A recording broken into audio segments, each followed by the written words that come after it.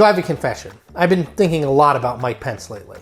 Now look, I've made no secret of the fact that I have never really understood why he's running for president in 2024, given that the writing is on the wall that he has, well, no chance. He's too Trumpy for the establishment of the party, such as it still exists, and not nearly Trumpy enough for the base of supporters who still idolize the former president. In fact, that second group of voters actually hate Pence, and they comprise the bulk of the GOP these days. So this was a bid that was doomed from the start. But even by those decidedly low expectations, Pence's path has been a rocky one. Nationally, he is now in fourth place, having recently been passed by young Trump acolyte Vivek Ramaswamy.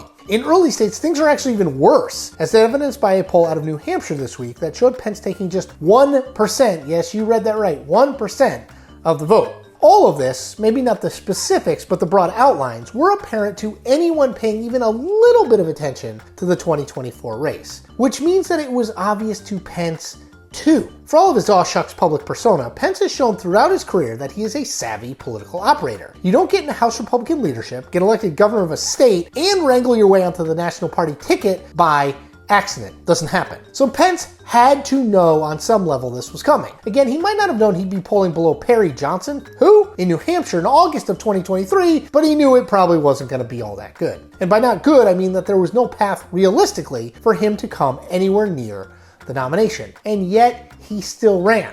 And of late, I'm thinking that I might know why. So the answer lies in how Pence has responded to the news that Donald Trump has been indicted by special counsel Jack Smith for his role in trying to overturn the 2020 election. At the core of that case is the pressure campaign Trump ran on Pence as he tried to cajole the then vice president to overturn the electoral college votes that would make Joe Biden the president of the United States. Pence, in the wake of the indictment, has been outspoken about both his actions on January 6th and the pressure he came under from Trump. Here's a quote. "I was clear with President Trump throughout all the way up to the morning of January 6th, he said on Fox News earlier this month, adding, "It wasn't just that they asked for a pause. The president specifically asked me and his gaggle of crackpot lawyers asked me to literally reject votes," which is much more explicit than Pence had been about what exactly he was asked to do and how he reacted to that request. What if then Pence is not running to win this race, but to reclaim his good name for the sake of the history books? To make sure that Trump is not the only candidate in the 2024 field telling the story of what happened in the days and weeks leading up to January 6th. To make sure there is a counter-narrative out there that tells the true story, the one that historians will write. Now, if you see Pence's candidacy not through the short-term lens of this presidential race, but through the much longer-term lens of history, it does start to make more sense. Pence isn't running to win, not really. He's running to make sure that when the history of what happened in the final days of the Trump administration is written, he is the,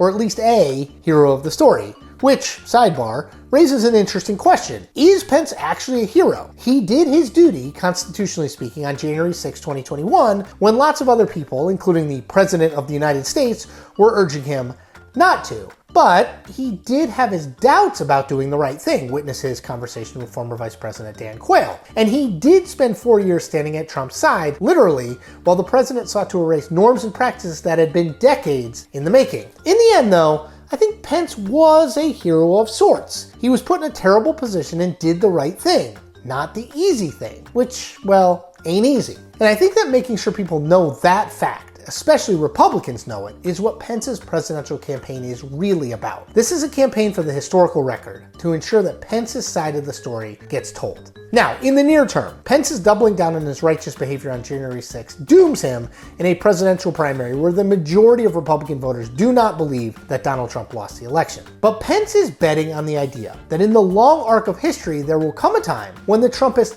aren't ascendant, and what he did on January 6th is lauded, not castigated. So what? Winning or losing, very likely losing, is sort of besides the point for Pence here. This is about how history remembers him, and this campaign is making sure Pence has his say.